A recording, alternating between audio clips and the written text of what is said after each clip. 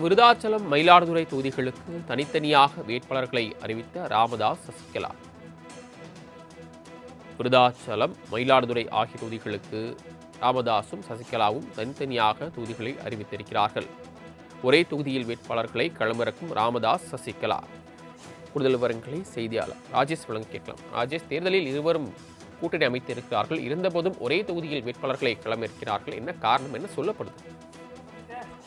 சரவணன், வணக்கம். 2 தொகுதிகளில், அதாவது விருதாச்சலம் மற்றும் மயிலாடுதுறை தொகுதிகளுக்கு தனித்தனியாக வேட்பாளர்களை ராமதாஸ் அவர்களும் சசிகலா அவர்களும் அறிவித்திருப்பது என்பது அந்த கூட்டணியில் ஏற்பட்டுள்ள குழப்பத்தை காட்டுகிறது. ஏற்கனவே 2026 சட்டமன்ற தேர்தலை முன்னிட்டு இருவரும் கூட்டணி அமைத்து போட்டியிடுவதாக அறிவித்திருக்கிறார்கள். அந்த வகையில் தொடர்ச்சியாக போட்டியிடக்கூடிய வேட்பாளர்களை அறிவித்து வருகிறார்கள். அந்த வகையில் இருதரப்பு கூட்டணியிலும் தொகுதி பங்கீடு தொடர்பாக இதுவரை அதிகாரப்பூர்வ அறிவிப்பு என்பது வெளியாகவில்லை. இந்த நிலையில்தான் விருதாச்சலம் தொகுதியில் திமுக கூட்டணியில் தேமுதிக சார்பாக அந்த கட்சியினுடைய பொதுச் செயலாளர் பிரேமலதா விஜயகாந்தும், அதே போல அதிமுக கூட்டணியில் பாமக சார்பாக தமிழரசு ஆதிமூலமும் போட்டியிடுகின்றனர்.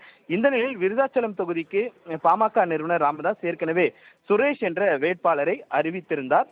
அவரை தொடர்ந்து தற்பொழுது சசிகலாவும் அதற்கான வேட்பாளரை அறிவித்திருக்கிறார். சசிகலா சுந்தரராஜன் என்ற வேட்பாளரை அறிவித்திருக்கிறார். ஏற்கனவே மயிலாடுதுறை தொகுதிக்கு சக்திவேல் என்பவரை பாமக நிறுவனர் ராமதாஸ் அறிவித்திருந்தார். இந்த நிலையில் சசிகலா அதே தொகுதிக்கு சுதாகர் என்பவரை அறிவித்திருக்கிறார். குறிப்பாக இருவருக்கும் இந்த கூட்டணிக்குள்ளாக என்ன குழப்பம் என்பது தற்போது வரை தெரியவில்லை. ஏற்கனவே இருவருமே ஒரே தொகுதிக்கு வேட்பாளரை நிறுத்துவதால் அந்த கூட்டணியில் குழப்பம் ஏற்பட்டிருக்கிறது. விருதாச்சலம், மயிலாடுதுறை தொகுதிகளுக்கு தனித்தனியாக வேட்பாளர்களை அறிவித்த ராமதாஸ், சசிகலா. விருதாச்சலம், மயிலாடுதுறை ஆகிய தொகுதிகளுக்கு ராமதாசும் சசிகலாவும் தனித்தனியாக தொகுதிகளை அறிவித்திருக்கிறார்கள்.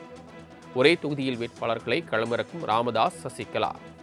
கூடுதல் விவரங்களை செய்தியாளர் ராஜேஷ் வழங்க கேட்கலாம். ராஜேஷ், தேர்தலில் இருவரும் கூட்டணி அமைத்திருக்கிறார்கள். இருந்தபோதும் ஒரே தொகுதியில் வேட்பாளர்களை களமிறக்கிறார்கள். என்ன காரணம், என்ன சொல்லப்படுது?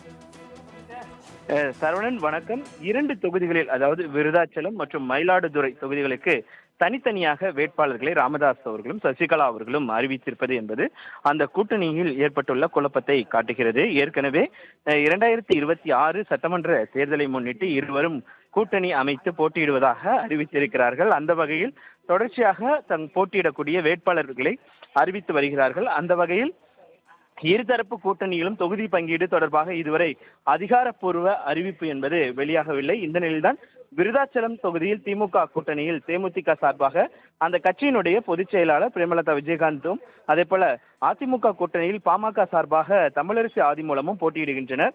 இந்த நிலையில் விருதாச்சலம் தொகுதிக்கு பாமக நிறுவனர் ராமதாஸ் ஏற்கனவே சுரேஷ் என்ற வேட்பாளரை அறிவித்திருந்தார்.